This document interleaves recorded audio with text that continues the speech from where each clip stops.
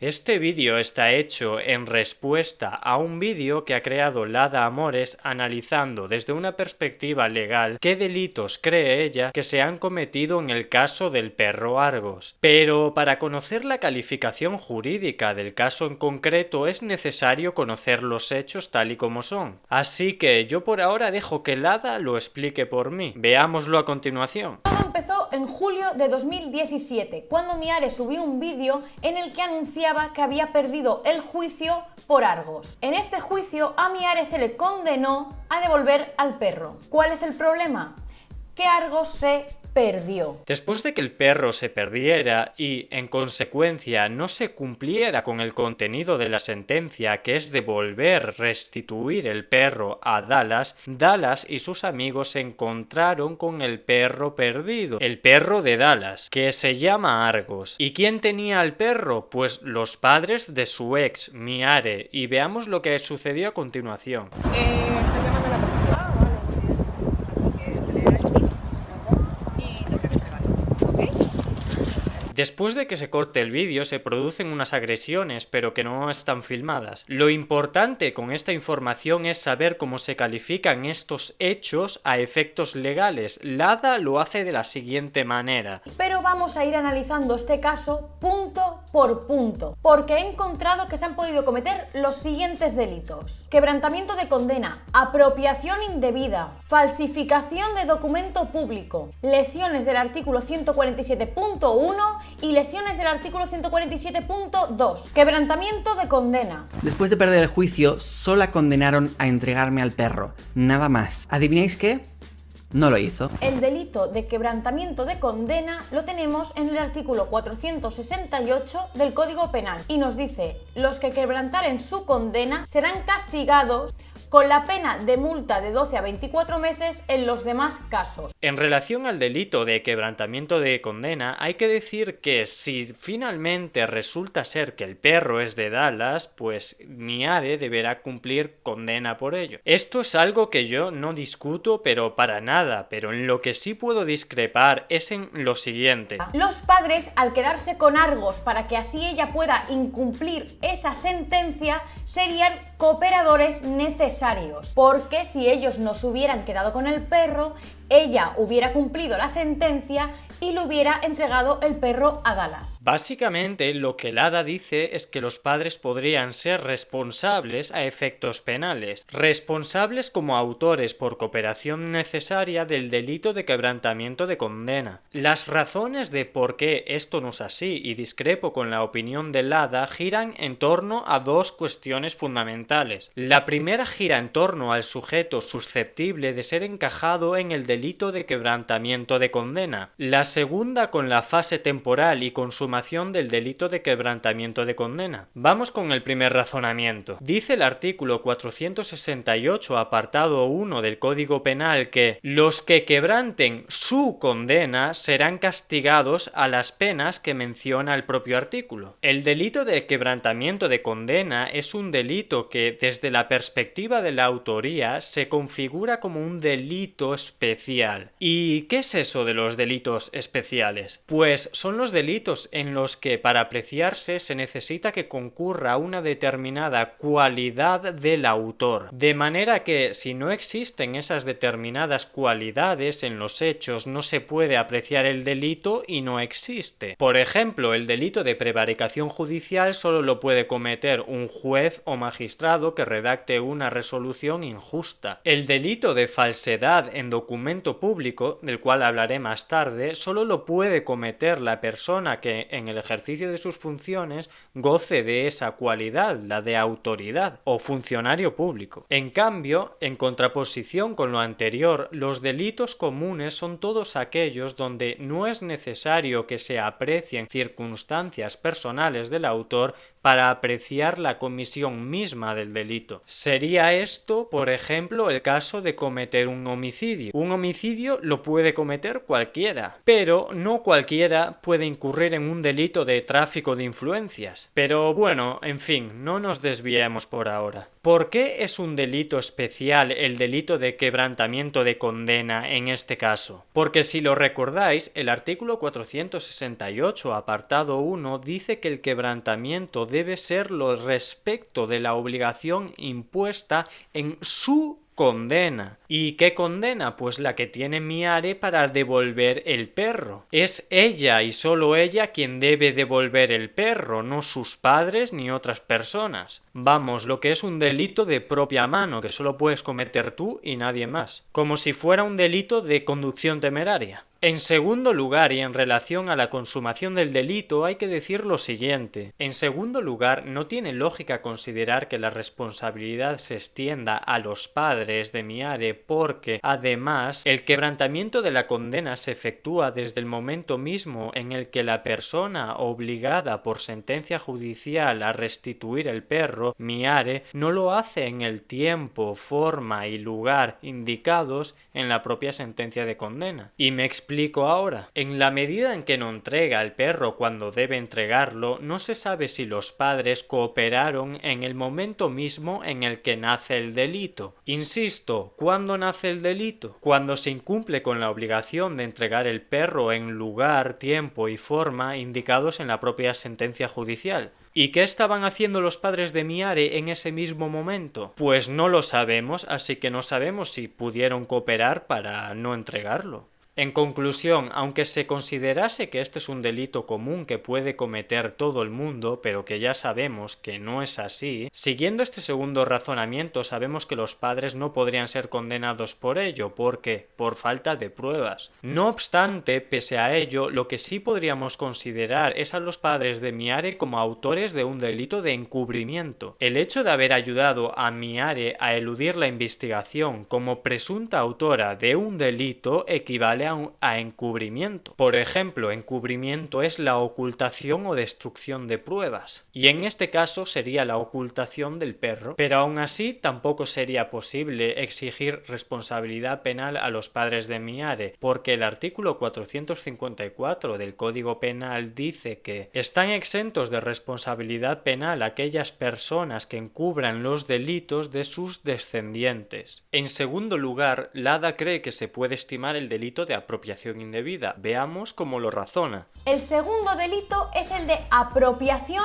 indebida. Este delito lo tenemos en el artículo 253.2 del Código Penal, que se da cuando alguien se apropia para sí o para un tercero de dinero, efectos, valores o cualquier otra cosa mueble, que sería el perro, si la cuantía de lo que se apropia, o sea, la cuantía del valor del perro, no supera los 400 euros, se impondrá una pena de multa de 1 a 3 meses. Se aplicaría este de aquí y sería una pena de multa porque el valor del perro es muy difícil que supere los 400 euros. Aquí Dala también yerra en su conclusión. Para que se estime el delito de apropiación indebida es necesario que se reúna un requisito fundamental y esencial que no menciona. Precisamente omite este requisito cuando se va a hablar de si el perro puede tener un valor de 400 euros o no. ¿De qué requisito estamos hablando? De que la cosa mueble que uno se trata de apropiar, en este caso el perro, hubiera sido dada en virtud de un título, un contrato, que produzca la obligación de restituir a futuro el perro. Y ahora tenemos que preguntarnos nuevamente varias cosillas. Cuando Miare se lleva el perro a su casa y por consiguiente se lo quita a Dallas, ¿había entre los dos firmado un contrato de comodato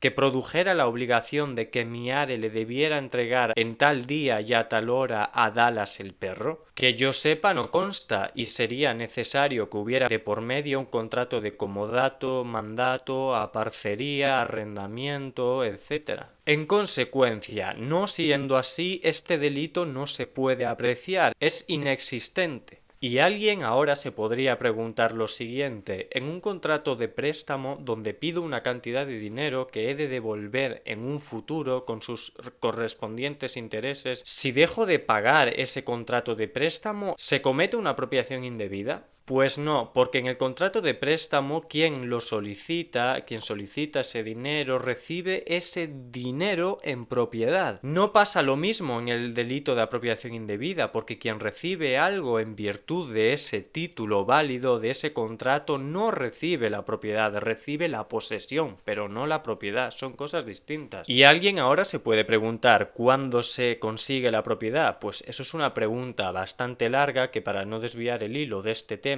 no lo diré en este vídeo, pero que bueno, que si alguien me lo pregunta en comentarios lo respondo. Si es que además, omitiendo un requisito esencial del delito de apropiación indebida, yo me pregunto, con la conclusión del hada, ¿cuál sería la diferencia entre el delito de hurto y el de apropiación indebida? Pues básicamente es que ninguna. ¿Y sería aplicable el delito de hurto a Miare? Pues yo la verdad no me conozco los hechos al 100%, pero entiendo que cuando ella se debió de llevar el perro a su casa sí contaba con el consentimiento de Dallas y por tanto no se le puede procesar por este delito. Si es que además no se entiende que si fuera un hurto Dallas no le denunciara por esto previamente. Vamos, en conclusión de este apartado, que este delito, el de apropiación indebida, del que habla Lada, no se puede considerar aplicable ni a Miare ni a sus padres. En tercer lugar, Lada cree que un delito aplicable es el delito de falsificación en documento público. Veamos cómo lo razona. El tercer delito es el de falsificación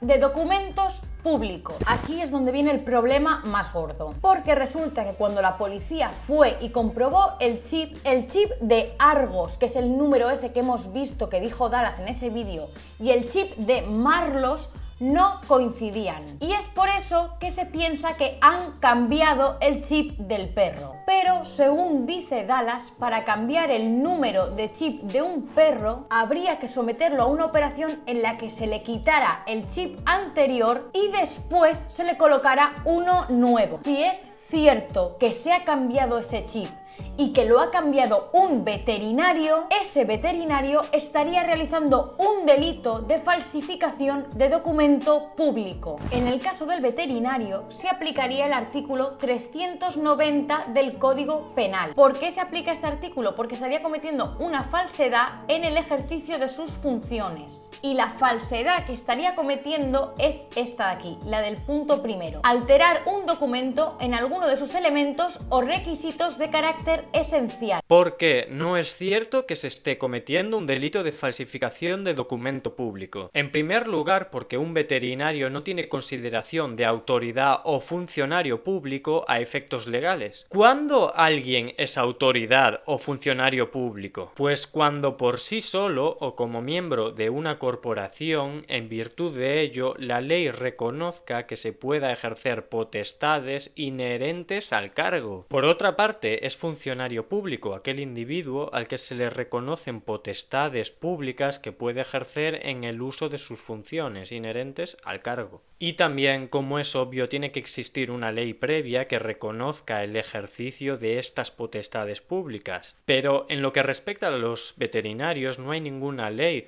o norma previa que les reconozca que pueden ejercer potestades públicas o que se les reconozca como autoridades, para nada. Pero es que además no tiene lógica hablar de este tipo delictivo concreto porque el chip del perro no tiene la consideración a efectos legales de documento público. Y ahora nos tenemos que hacer otra preguntita. ¿Cuándo existe un documento público? Pues con base en el artículo 1216 del Código Civil, es un documento público el autorizado por notario o por funcionario público con las solemnidades requeridas por la ley. Por otra parte, el artículo 317 de la Ley de Enjuiciamiento Civil recoge una serie de documentos que tienen el carácter de públicos y los pongo aquí. Documentos entre los cuales no se encuentra recogido el chip del perro como documento público. Así que por estas razones no es pertinente hablar de falsificación de documento público. Por las razones expuestas, porque uno, no existe la cualidad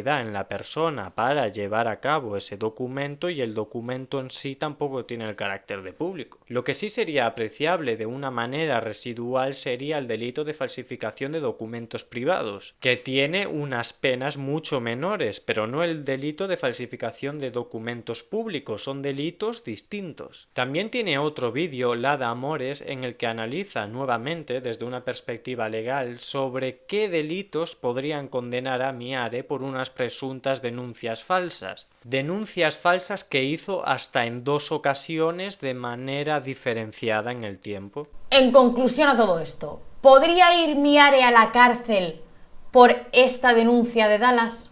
Pues sí, porque se le acusa de 4 delitos. De los 2 de denuncia falsa, como mínimo son 6 meses de cárcel por cada uno. Y de los 2 de falso testimonio, como mínimo es 1 año de cárcel por cada uno. Lo que a mí me interesa resaltar aquí es lo siguiente: ¿realmente pueden condenar a Miare por 2 delitos de denuncia falsa y 2 delitos de falso testimonio? Pues no, realmente solo la podrían condenar por 2 delitos de falso testimonio si el falso testimonio se vierte en un juicio oral ante el juez. Por cierto, dejo abajo el vídeo en el que explico cómo se deberían penar las denuncias falsas. ¿Y por qué solo por estos 2 delitos? Pues porque en derecho penal existe un principio normativo que prohíbe penar 2 o más veces por un mismo hecho con un mismo fundamento jurídico. ¿Cuál es el fundamento jurídico del delito de denuncia falsa y del delito de falso testimonio? Pues proteger a la administración de justicia en la medida en que no se puede convertir como un mecanismo de venganzas personales y que se obstruya para perjuicio de todos los ciudadanos. Y sí, se le enjuiciaría por 2 delitos de falso testimonio, pero es que estos 2 delitos fueron espaciados en el tiempo, no fueron cometidos a la vez, por eso se le puede enjuiciar por 2,